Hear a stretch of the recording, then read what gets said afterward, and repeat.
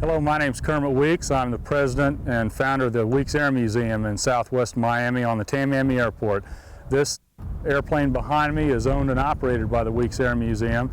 It's a de Havilland B-35 Mosquito. This particular airplane was built in 1946 and was the last of the line of the Mosquito Marks. We acquired the airplane in 1981 and we brought it over this past October in 1987. It is basically the culmination of all the Mosquito ideas. It's basically the granddaddy of all of them, incorporating all the ideas that they had throughout their illustrious career.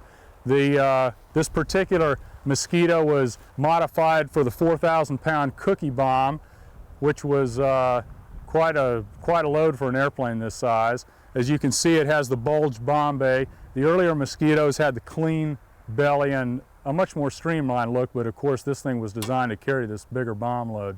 The Mosquito was envisioned by Jeffrey de Havilland early in World War II. There was a shortage of strategic materials such as aluminum, and Mr. de Havilland had quite a bit of experience in designing and constructing airplanes prior to the war made out of plywood.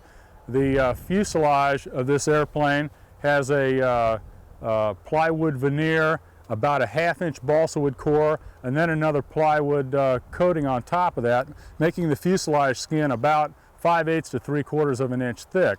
This is basically an early honeycomb design, which is quite a lot in use in airlines of today. The shock absorption of this particular airplane is basically taken up by large rubber donuts, approximately 1 inch thick.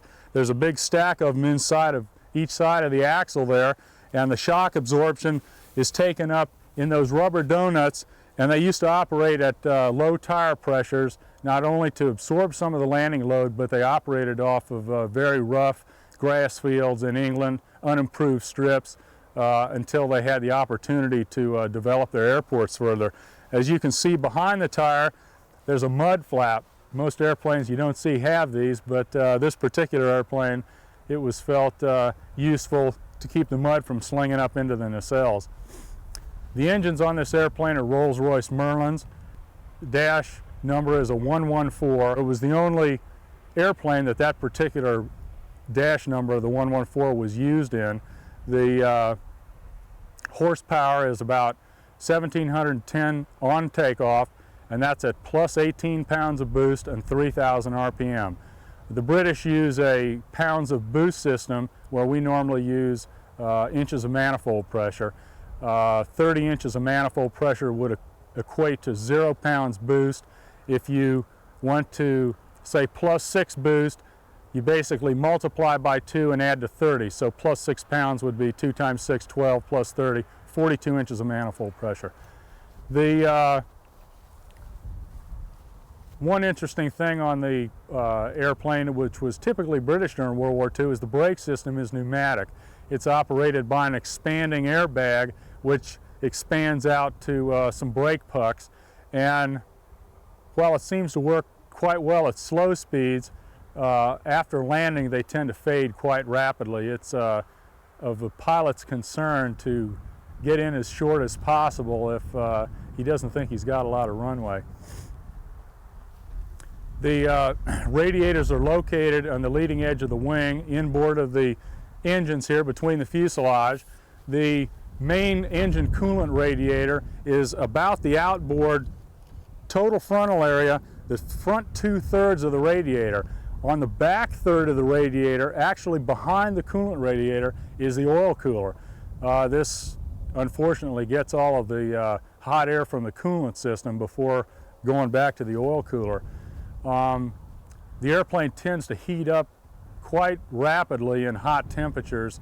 We operate the airplane in Miami and find that we've got about 10 to 12 minutes before we want to be in the air from crank up. The induction system here is for the aftercooler. The aftercooler on the engine is for the 2-stage 2-speed blower and cools the induction air at high power settings at altitude. The inlet for the air temperature is here. It's a nice big screen to keep the birds and the rocks out. The engine has a electro-pneumatic filter system. On takeoff, the filter is always in when the gear is down. After takeoff, the pilot's discretion, he can electro-pneumatically put the filter into filtered temp, and of course basically the induction temperature can be controlled by the hot and cold air, which is also electro-pneumatically controlled. The gear and the flaps are hydraulic. All the control systems are cable operated.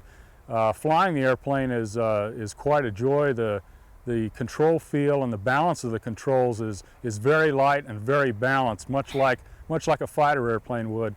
I find that the airplane responds very well in roll, is fairly sensitive in pitch, and I think that at speeds of around 220 knots that the controls are lighter than say a P-51D Mustang.